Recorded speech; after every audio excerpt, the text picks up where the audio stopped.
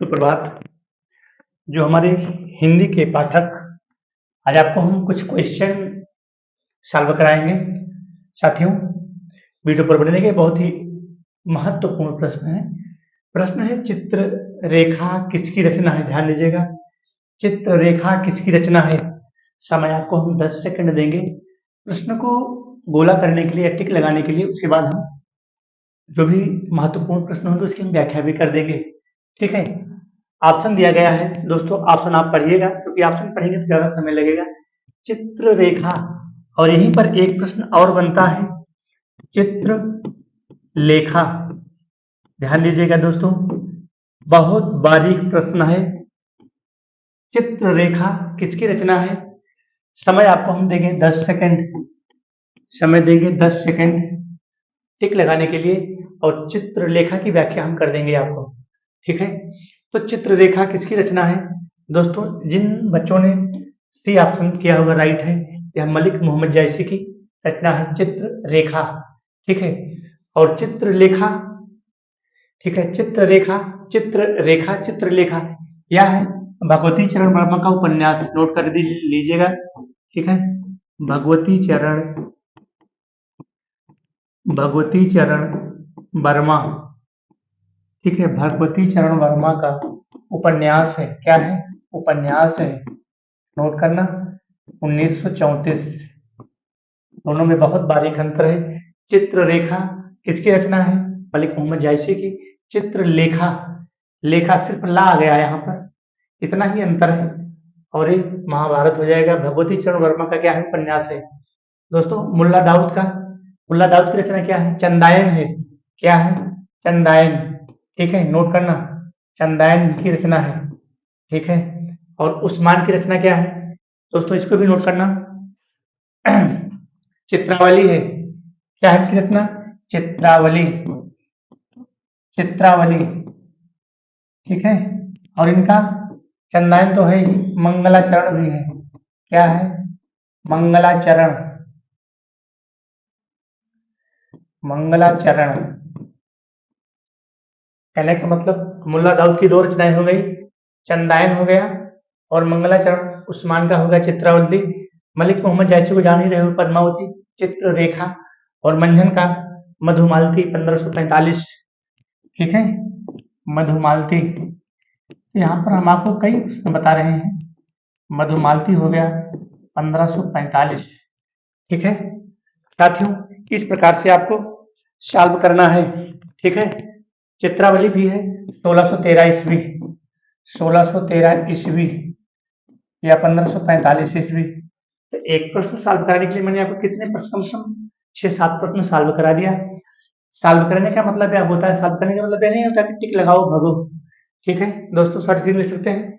ध्यान दीजिएगा, जो भी हमारे बालक बालिका देख रहे हैं, चित्ररेखा, चित्रलेखा, बहुत डीपली प्रश्न मैंने बनाया है। चलो चलते हैं नेक्स्ट पेज पर।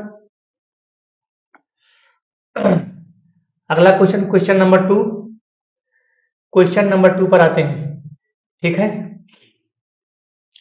माधव हम परिणाम निराशा, यह पंक्ति किसकी है दोस्तों? माधव हम परिणाम निराशा, बहुत महत्वपूर्ण पंक्ति है। पंक्ति को पढ़िएगा, और आपको समय देंगे हम सिर्फ 10 सेकंड। 10 सेकंड के बाद प्रश्न को हम ला कर देंगे, क्योंकि रिकॉर्डिंग वीडियो है। सूरदास की रचना को आप जान ही रहे हैं, सूरसागर है, साहित्य लहरी है, सूर पचीसी है। तुलसीदास को आप जान ही रहे हैं कि छोटे ग्रंथ भी हैं, बड़े ग्रंथ भी हैं, बताने की आवश्यकता नहीं है। मीराबाई को आप जान ही रहे हैं, और रचना जो है है विद्यापति की, माधव हम परिणाम निराशा। जिन बच्चों ने डी ऑप्शन लॉक किया होगा, बिल्कुल राइट है।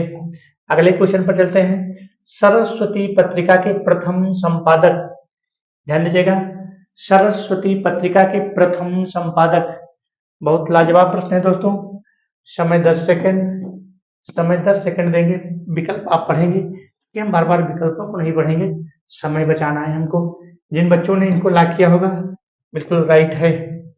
ठीक है। रस की संख्या 8 किसने मानी? बहुत बेहतरीन प्रश्न दोस्तों आपके लिए बनाया है। रस की संख्या 8 किसने मानी? रस की संख्या 8 किसने मानी दोस्तों? इन्होंने 9 मानी है।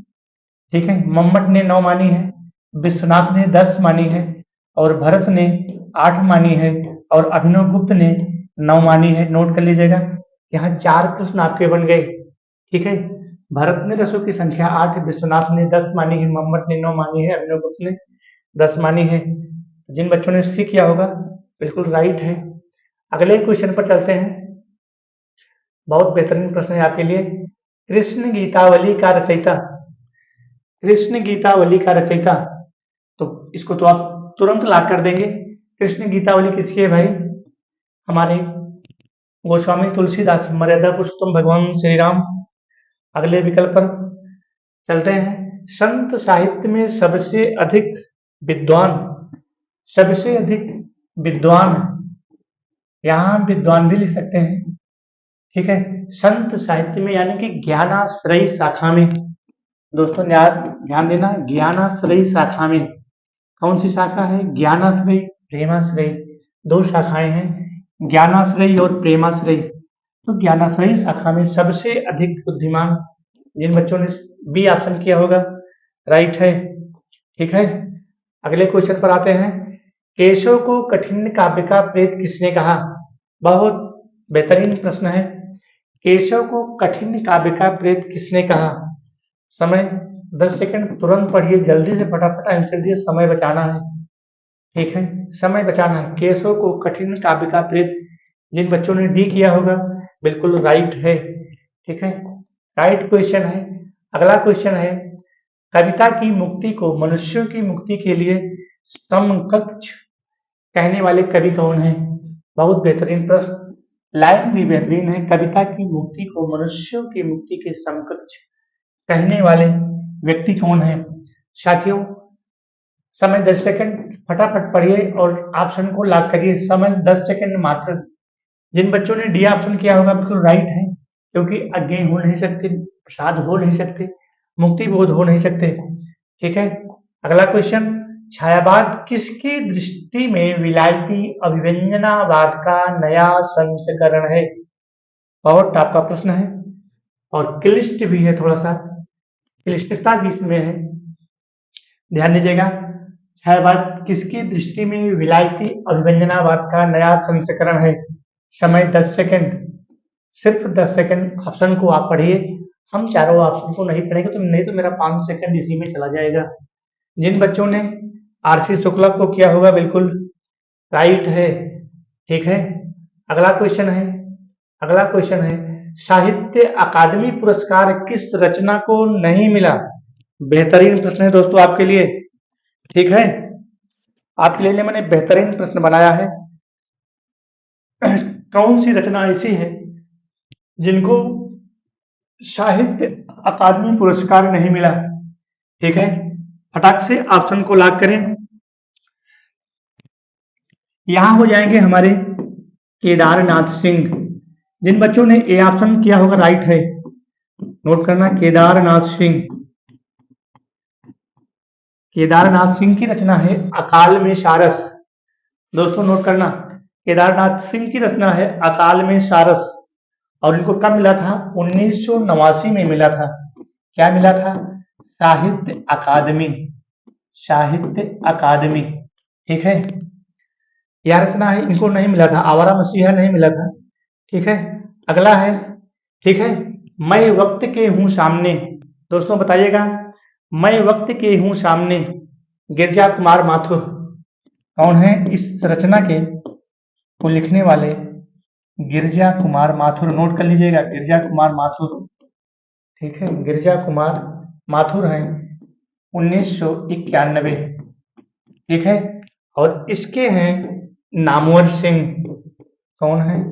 नामवर सिंह, ये नामवर सिंह है। ठीक है, इन्होंने लिखा है, नामवर सिंह ने लिखा है दोस्तों, और इन्होंने लिखा है 1971 में। यहाँ आपका ये भी प्रश्न बन गया, साहित्य अकादमी पुरस्कार किस रचना को नहीं मिला है? यहाँ ध्यान दीजिएगा, किस रचना को नहीं मिला है? तो आवारा मसीहा को नहीं मिला है, बाकी इन तीनों को मिला है। अकाल में सारस केदारनाथ की रचना है, मैं वक्त के हूं सामने गिरजा कुमार माथुर की रचना है। तो हम चलते हैं अगले क्वेश्चन पर, क्वेश्चन नंबर 11, समुझे कविता घनानंद। ठीक है, ये घनानंद है भैया, टाइप करने में मिस हुआ है। समझिए कविता घनानंद की ही आखिन नेह की पीर तकी। इस उक्ति की रचयिता इस उक्ति को किसने कहा है? यहाँ पर जिन बच्चों ने सी ऑप्शन किया होगा तो राइट है। इसको कहा है ब्रजनाथ ने, मतिराम आलम नहीं है, ब्रजनाथ ने कहा है उक्ति को। ये उक्ति है, ठीक है। हिंदी प्रदीप के संपादक बहुत, इसको तो आप जान ही रहे होंगे, इसमें तो देर ही नहीं लगनी चाहिए। हिंदी प्रदीप जिन बच्चों ने सी किया होगा बिल्कुल उन्होंने पूरा अंक ले लिया। और आते हैं सादगी, असलियत और जोश कविता की इन विशेषताओं को रेखांकित करने वाले आलोचक हैं। पढ़िएगा एक बार। सादगी, असलियत और जोश कविता की इन विशेषताओं को रेखांकित करने वाले आलोचक हैं। कौन है भाई? सादगी, असलियत और जोश कविता की इन विशेषताओं को रेखांकित करने वाले हैं हमारे महावीर प्रसाद द्विवेदी, ठीक है। महावीर प्रसाद द्विवेदी। अगला क्वेश्चन है, निम्नलिखित शब्दों में किस उपसर्ग का प्रयोग हुआ है? यहां आपको देखना है निम्नलिखित शब्दों में किस उपसर्ग का प्रयोग हुआ है। शब्द है संवेदना। तो संवेदना यहाँ पर सम उपसर्ग का प्रयोग हुआ है। जिन बच्चों ने सी किया हुआ, जैसे हमारा संस्कृत है, ठीक है, संस्कृत, ठीक है, संस्कृत हो गया, संयोग हो गया, ठीक है, संयोग हो गया। और इस प्रकार से इन शब्दों में भी क्या है, सम उपसर्ग का प्रयोग हुआ है। संस्कृत है, संयोग है, संयम भी लिख सकते हो, संयम, संयम, क्योंकि यहाँ पर क्या है, सम उपसर्ग का प्रयोग हुआ है, ठीक है। अगला है अवनति। अवनति में जिन बच्चों ने वी ऑप्शन किया होगा बिल्कुल राइट है। अवनति में यहाँ तो बहुत ज्यादा टिपिकल है नहीं। अध्यक्ष में क्या है भाई उपसर्ग? आ जाओ। अध्यक्ष में जिन बालकों ने सी को किया होगा बिल्कुल राइट है। जिन बालकों ने अधिको किया होगा बिल्कुल राइट है। बस लास्ट क्वेश्चन है, अंतिम क्वेश्चन है दोस्तों आज का हमारा अंतिम क्वेश्चन है। निश्चित है यह क्वेश्चन किसी का गलत नहीं होना चाहिए। आज का मेरा अंतिम क्वेश्चन, चलो भाई थोड़ा सा ऊपर नहीं जा रहे हैं, बोल रहे हैं कि हम ऊपर नहीं जाएंगे, तो यहीं पर आप पढ़ लीजिए। सरस्वती पत्रिका का प्रकाशन कब प्रारंभ हुआ? दोस्तों प्रकाशन कब प्रारंभ हुआ? तो प्रकाशन इसका प्रारंभ हुआ था जिन लोगों ने भाई सी को किया होगा 1902 से 1920, ठीक है। महावीर प्रसाद द्विवेदी, ये है महावीर प्रसाद द्विवेदी। इस प्रकार से यह मेरा प्रश्न पूरा होता है।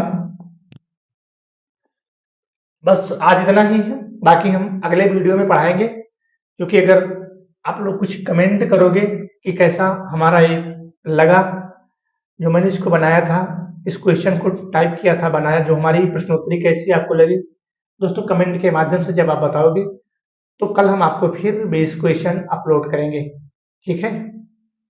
कल हम आपको फिर 20 क्वेश्चन अपलोड कर देंगे। यहाँ पर ध्यान दीजिएगा, चित्ररेखा है।